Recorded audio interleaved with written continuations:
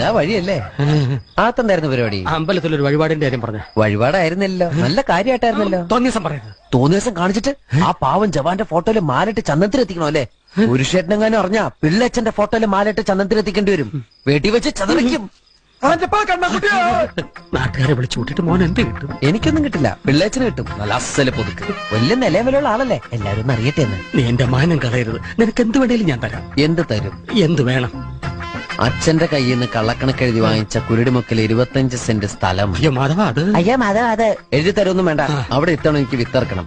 അതെന്റെ ഒരു മോഹം. ഞാൻ പടവല വിട്ടിരിക്കുക. ആയിക്കോട്ടെ, അത് വിറ്റ് കഴിഞ്ഞാൽ എനിക്ക് വിത്തറക്കാലോ. ഇറക്കാം. ഉറപ്പാടാം. പോകാൻ വരട്ടെ. ഇതൊക്കെ മറക്കാതിരിക്കാൻ ഞാനൊന്നും കൂടെ തന്നാലോ? വേണ്ട, ആരും കാണൂല. വേണ്ടെന്നേ. എന്നാ ചാടിക്കോ മോനെ. ഇന്ന് നീ അവിടെ കക്കാൻ കയറരുത്. ഇന്ന് അവിടുന്ന് എന്തെങ്കിലും പോയാൽ നാളെ അത് എന്റെ തലയിലാവും. ഓ, എന്നാ മറ്റന്നാളാവാം. അതിന്റെ പിറ്റേന്ന് എന്റെ തലയിലാവും.